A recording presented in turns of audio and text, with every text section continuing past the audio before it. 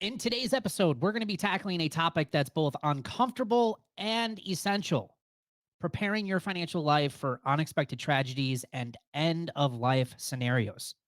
Now, life can be unpredictable, and while we hope for the best, it's vital to plan for the worst. Whether it's a sudden illness, an accident, or an inevitable end of life considerations, having a solid financial plan in place can alleviate a lot of stress and ensure that your loved ones are taken care of during some of their most difficult times. Now, in this episode, we're going to explore some practical strategies for building resilience in the face of adversity. I'm going to be sharing some of the things that I've learned this past year after losing my spouse, and we're going to be discussing steps that you can take to protect yourself, your family financially in the face of tragedy. Stay tuned. Hey everyone, I am Brad Nelson, founder of Debt Free Dad, and I have paid off about $45,000 in debt. I have been debt free now for 11 plus years outside of my mortgage. I've also helped thousands of other people save and pay off tens of millions of dollars with the work that we do here at Debt Free Dad. Now, after listening to this episode, if you want to take your finances to the next level, we've got an amazing resource that can show you how to get better results with your finances, no matter what your situation is, in just the next 30 to 60 days. And I'm going to be sharing some information about that later on in this episode. So, guys, today we're talking about tragedy, end of life scenarios, unexpected passings. And this is not meant to be an episode that's going to be all inclusive. It's going to include everything that you need to know. It's more of just a gentle, now let's not say gentle, let's say a hard shove to start thinking about some of this stuff, because I have just went through the worst year of my entire life after losing my spouse, and I have a firsthand experience of understanding what this all feels like, what you go through, the stresses that are involved. And from a financial standpoint, there is a lot to think about when it comes to what if.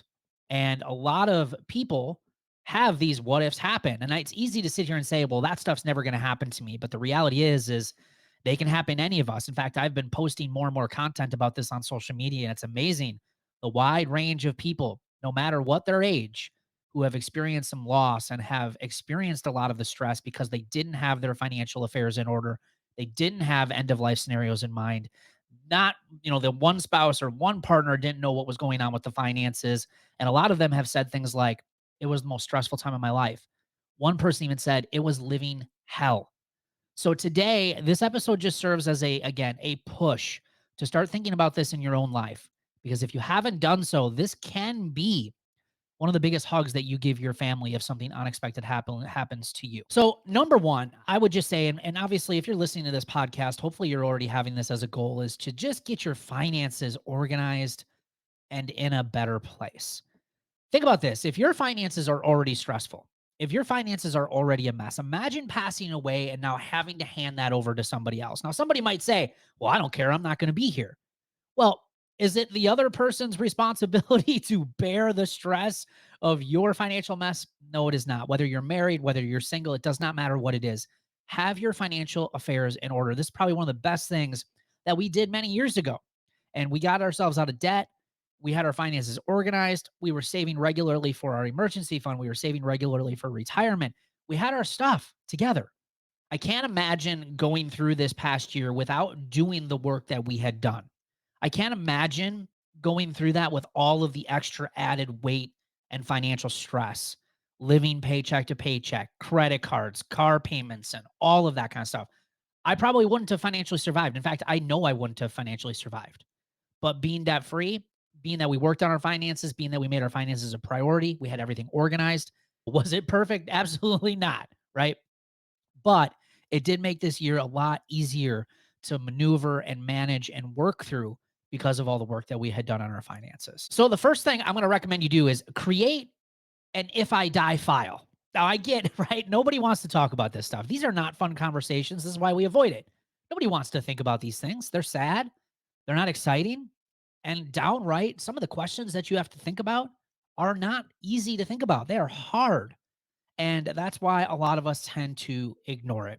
If I die file, these things should be carrying things like all of the information about you, your social security cards, your bank accounts, any credit card accounts, debt accounts, car payments, any of those types of things. All of those things should be in this file. Now, you could put this all in a spreadsheet too, account numbers, all of that, however you want to do this and organize this. Make sure you have, if you have investments or any sort of savings, things like that, make sure you have information about where to find all of those things. If you have real estate, obviously you want to include any of those things. If you have things like insurance, especially life insurance, you're going to want to make sure you have all of that in this file. If you have passwords, like for instance, for your phone, have the password to your phone. Now, again, you got to make that decision for yourself. I know a lot of us probably keep some weird stuff on our phones, right? But you got to make the decision of who's going to have access to your phone, because there's going to be a lot of information that can be found on your phone. I know when my wife passed away, there were quite a few things, especially because she ran her own business, that I had access on her phone. Now I knew her password, so I was able to get in and be able to do the things that I needed to do after she had passed away. Not having that password would have made my life a lot more stressful trying to get things closed and all of her affairs in order after she had passed away. Also, make sure you've got, email passwords, usernames, passwords for all of your accounts. Like, put all of this stuff in an if I die file. And even if you have to type up just a short summary of, hey, this is where all of my stuff is, this is how I get it. Here's the people to talk to, like your insurance agent and your investment advisor. Like, just have all of that stuff in order and in one place. And by all means, this isn't going to be something that's going to take you just, an afternoon. It's probably going to take you a couple of weeks, maybe even a few months to get all this stuff kind of put together. But I can guarantee you it's going to be super helpful if something were to happen to you. People know what to do. This is especially important if you're in a relationship and one of you is responsible for doing the finances. The other person can easily get this file and pick up right where the other person left off and can begin to start working through the finances and taking over those responsibilities. The other thing you want to make sure you do on all of your accounts is regularly be updating your beneficiaries. All right. So on your checking account, on your savings account, on your investment accounts, anything that you need a beneficiary for, make sure you're regularly updating those. Now, again, I say regularly updating because life changes, relationships change, people pass away, right? You want to make sure that you're regularly updating those so that way, if something were to happen to you, the beneficiaries are good and they are active. The next big, probably maybe the biggest area, especially when it comes to a spouse or a partner unexpected passing away, is to look into getting yourself life insurance if you don't have it. Last statistic I read is upwards of 40% of Americans do not have life insurance. Now, again, I understand that if you have health conditions or things like that, it might be more challenging and difficult. Obviously, this isn't necessarily for you and yelling at you to go get it, right? This is for anyone who is healthy and can get it. You should get it. The number one rule of thumb is if someone depends on your income, you need life insurance. That's it. If you have kids, they depend on your income. If you have a spouse or partner, they likely depend on your income too. Even if they're working, they probably depend on your income to help with the family finances. Well, if you're gone, what do they have left? Nothing, right? So that's why you want to have this life insurance in place.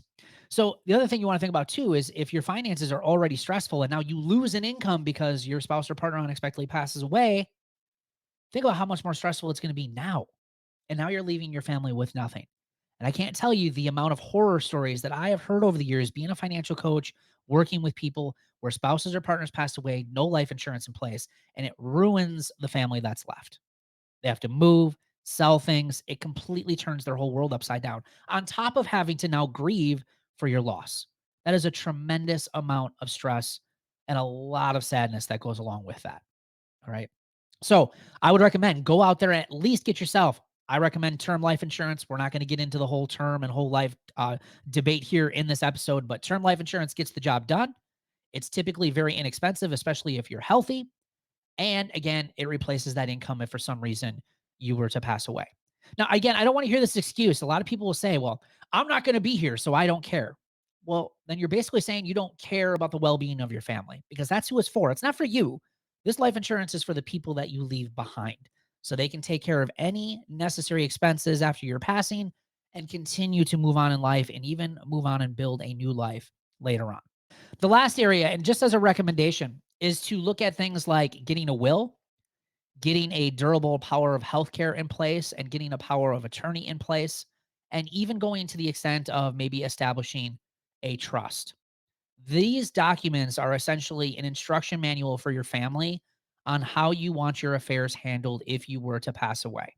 And again, I'm going to go back to that saying of a lot of people just say, oh, just, do this with me and don't make it a big deal. And just these passing comments, right? But no real written instructions on what you want. Do you want to know what happens in those situations?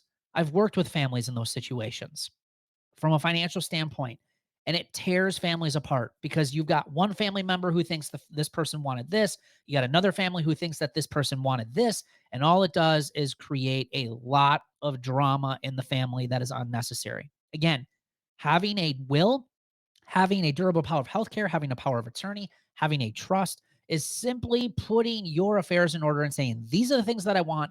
And it removes the responsibility of having your family make those decisions for you.